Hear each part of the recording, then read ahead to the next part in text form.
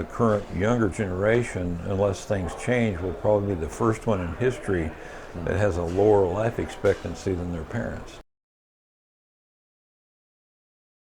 Actually, there's another topic just occurs to me, and as you know, I'm being supported by David Bobbitt in Ireland to help get the message of the power of calcification scanning out there.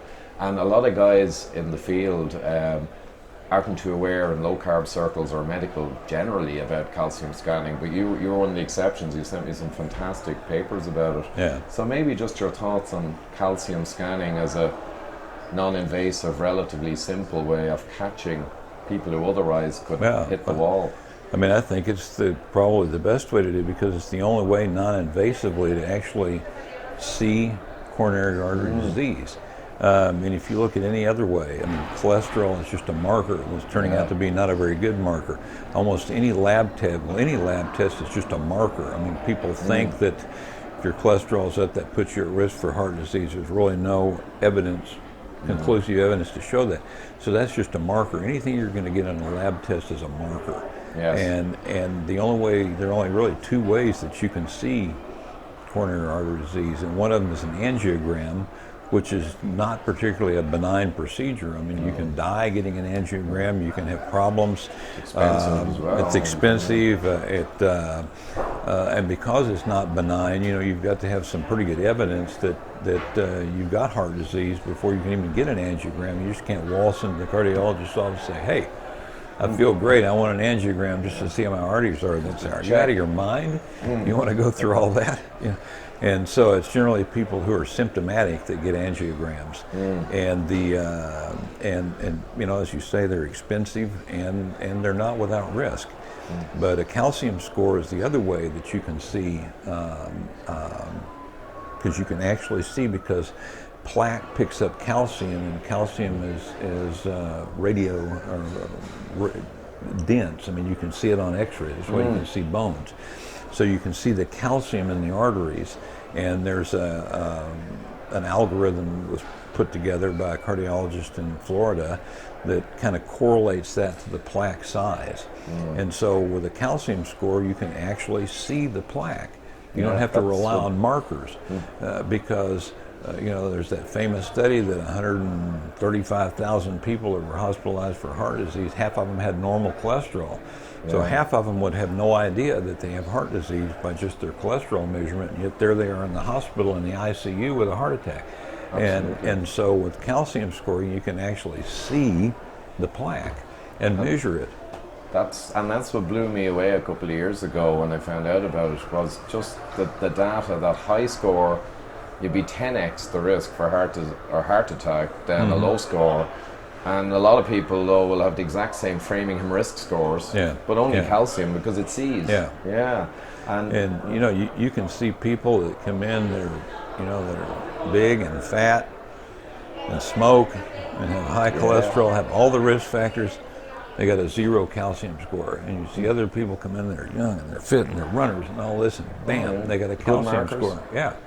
And so it's and to me, it's the best non-invasive method we have to determine the degree of cardiac risk. Yeah, to catch the middle risk people who seem okay, but to just weed out the 40 or 50% of those that are heading for the wall easily and cheaply. We're seeing a lot of examples now as we're trying to promote this. People are writing letters to me and that, but one of the most amazing ones was recently a 29-year-old guy. Father died at 38 of a big MI, heart attack, and he had to push his doctor really hard to get the scan. And at 29 years of age, he got a 580. Wow. But the thing is, and myself and Dr. Gerber were communicating with him, but he has a choice now to take all the root causes of heart disease, which we do know now, not the orthodox stuff. And by attacking them all, he can possibly stabilize that 600 and not end up like his father. Exactly. And that's the other interesting thing about that is it's to a certain extent the absolute number, but more importantly, it's the progression. And so if you have a 450, say, and then you get it tested again in a year and it's still 450, that's not as bad as having a 200 and then having it be 300 the next year. So it's the progression that's important. And that's the nice thing, because these can be replicated. And unlike blood work that can vary based on what you've eaten and all kinds of things, because you can get a perfect blood score once and it's bad the next time and it's perfect again, and I think fairly unreliable. And with this, you can watch the progression if there is, and if it's stable, it's stable. And as people get older, they end up, just the inevitable part of aging is they probably gather a little calcium in there. But if it's stable, it's no big deal. And it's these big jumps that are problematic, because I've seen a lot of older people that, are older. They're 80-something, and they've got calciums of 800. And yet they have no signs of heart disease. They're great. What you can do with those people that's also uninvasive is you can get in fact, my first step with somebody that's got an elevated calcium score that's worrisome is to get a stress echo. Because that's also non-invasive, and cardiologists can do those, and that shows that your heart is working okay and that you don't have any heart damage already, and that one part of the wall isn't working properly, because that's a non-invasive test. So if they've got a calcium score, and then send them for a stress echo, and if that's fine, and then there's another real calculation you can do to see how much stable plaque they have versus soft plaque.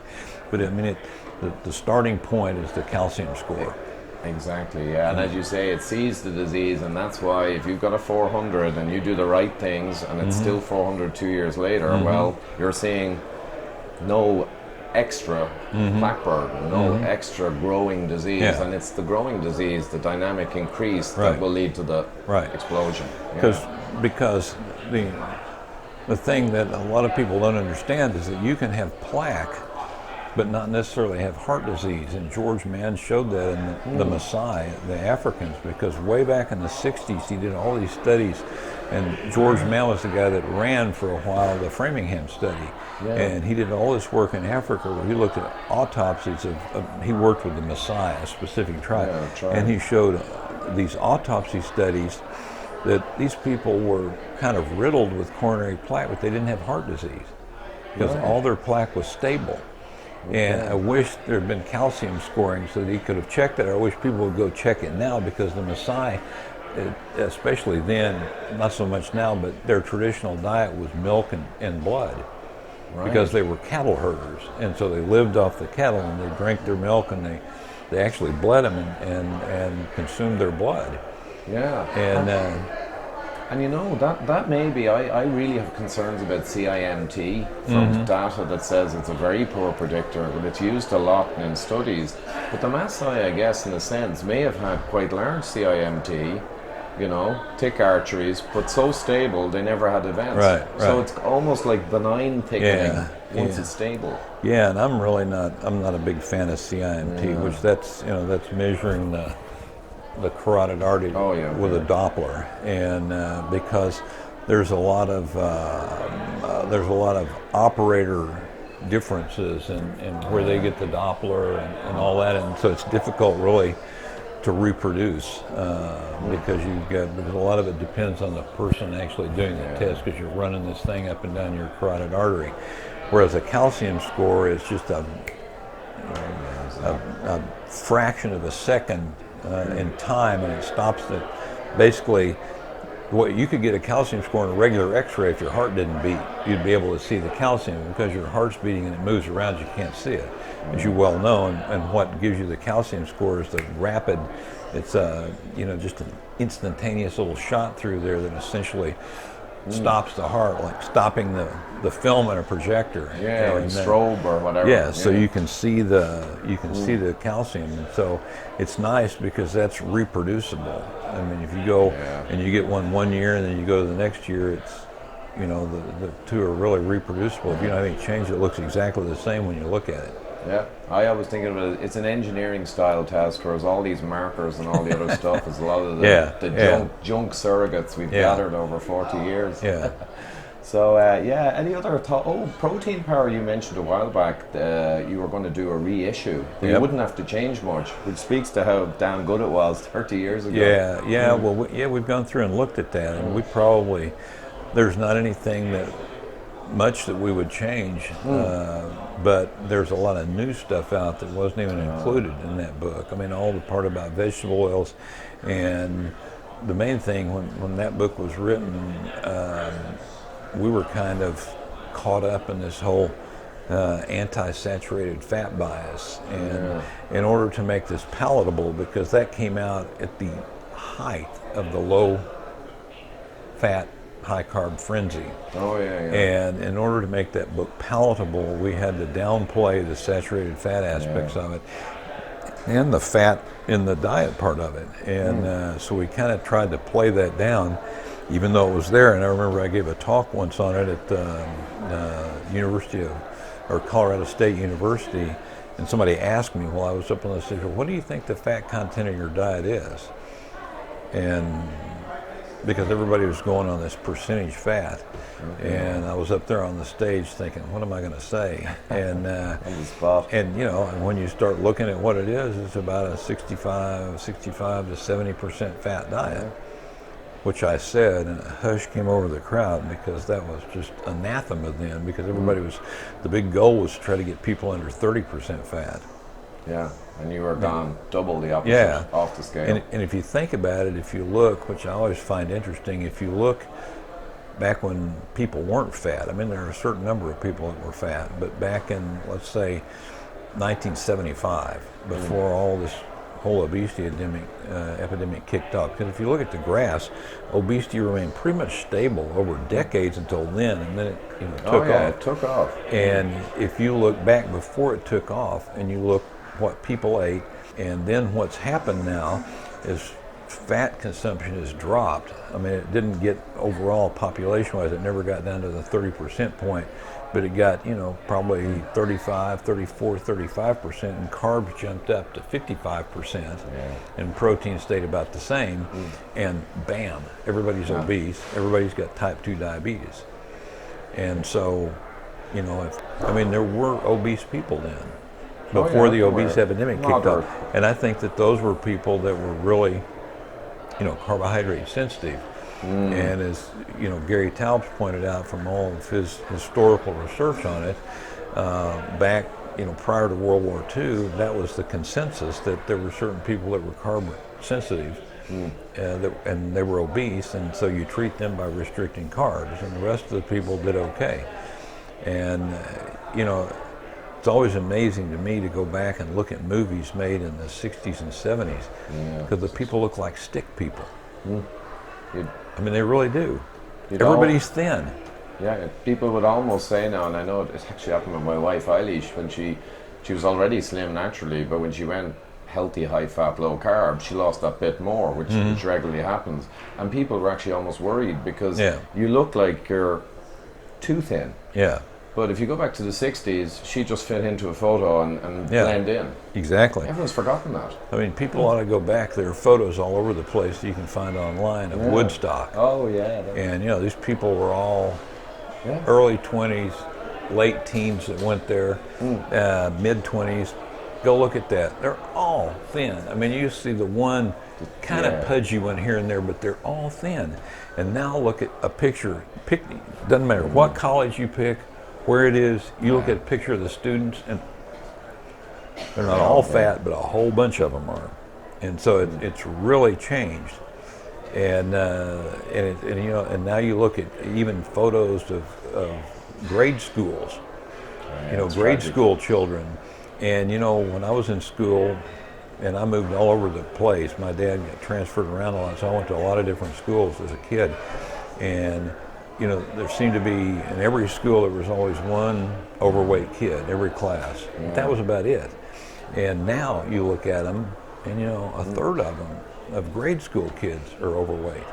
Yeah, and type 2 diabetes now is well into the children's population. Used to be called adult onset. Yeah. Now they call it type 2. Yeah. But it's horrific, actually.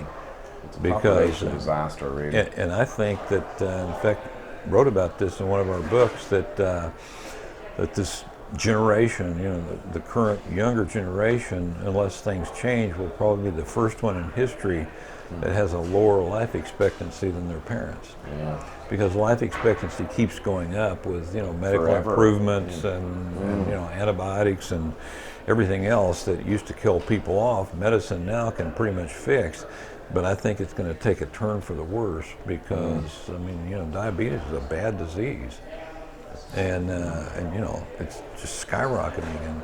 And what is it now? Half the people are pre-diabetic when you analyze them. And anyway, I think that this may be the first generation that doesn't outlive its parents. Yeah, extraordinary. And as you just mentioned there, at least half American adults now are pre-diabetic or diabetic, which is essentially it's diabetic, right? Physiology. Yeah. Possibly a lot more. And just that shocking fact that the majority of our population now share one disease state. Yeah. Like, I'm not sure what defines an epidemic, what percentage. Yeah. But is that kind of nearly beyond epidemic when you go way over half? Yeah. Just it's huge. Yeah. And it's, so I think that the low-carb, high-fat diet will correct a lot of that. It's just a matter of getting people aware and to comply with it. And when I was a kid,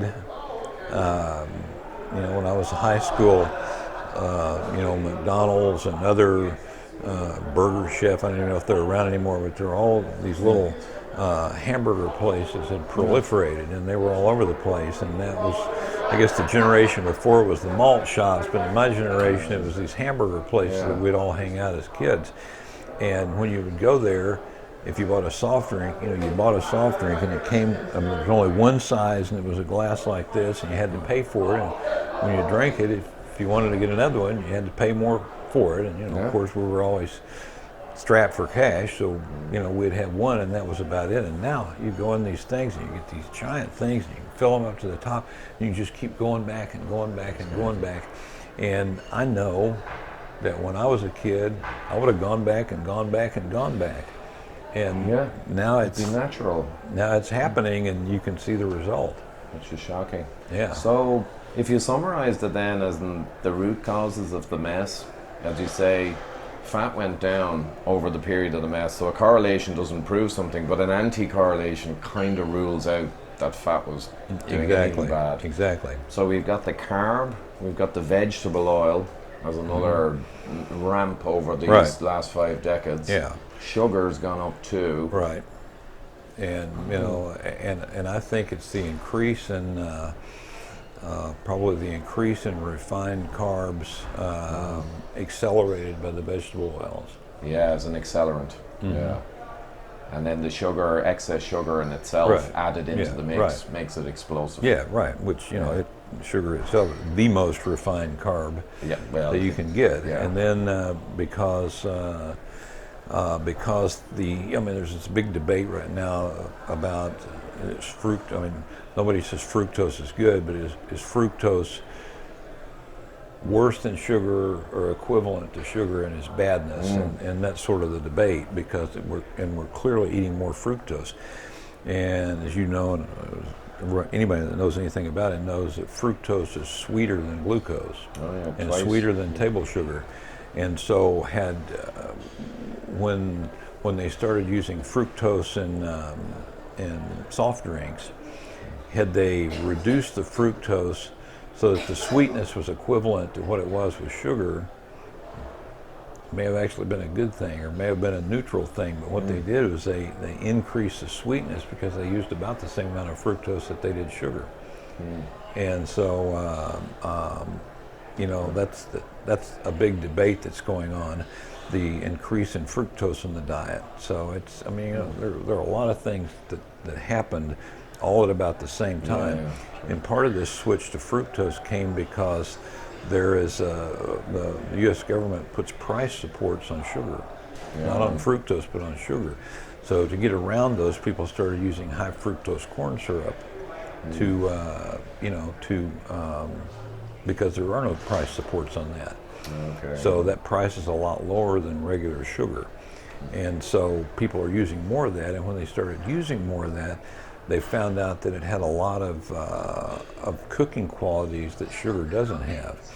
And like, for example, if you use table sugar in ice cream, which everybody does if they make homemade ice cream, and commercial ice cream used to be made the same way as homemade ice cream, and they had a few additives in it to make it smoother and all that, but still it was made essentially the same way with table sugar.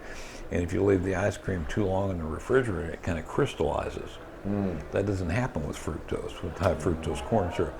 And because it has a lot of other cooking qualities, they started putting it into things that they didn't put sugar into. And so, and it's very inexpensive, and so we end up getting a lot more than we used to get because of that. So now it's inextricably tied in with as one of the causes. With lots of mechanistic evidence as well. Right, because that's that's one of the things. Fructose is up, vegetable oils are up. When you start dissecting out the macronutrients. So I just think overall it's all bad, and the strategy is actually quite simple. Minimize your fructose, because no one's going to suggest it's a needed component anyway. Correct. So minimize it. Minimize refined carb. Keep carb low in general, and vegetable oil, forget about it. Yeah. And then add in all the good nutrients and omega-3s and all magnesium, and if people do that, we probably put the whole population back like those guys at Woodstock. Over a couple of decades. Exactly. Is it going to happen in the next decade? I don't know. And the only other thing that I can think of that's non-nutritional, which I've thought about this a lot, is it actually an infection? Is it a virus? Because there are viruses, for example, in chickens that will make them fatter. And there could be, we don't know it, but there could be an obesity virus out there that's an adenovirus of some kind, because the way it's grown, it's almost like a disease process, almost like an infectious disease. And that's what I think about a lot, wondering that. And so far, there's been a little bit of work done on that, but so far nobody's conclusively said, okay, here it is, this is the virus that causes it. But because it's almost spread like a disease, it makes me wonder sometimes.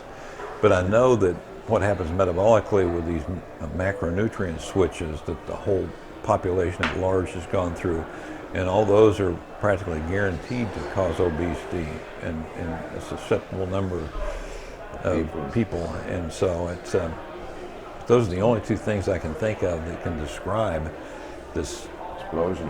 And I did hear infectious agents as possibly being relating to the heart disease ramp, and then somewhat subsiding in spite of the fact that all the metabolically everyone's gone really bad, and yet the heart disease hasn't got as bad fast as it might have. They're interesting theories. Well, and the other part about the heart disease that a lot of people don't think about is back when heart disease was at its peak was when everybody smoked, and there was a huge correlation between smoking and heart disease.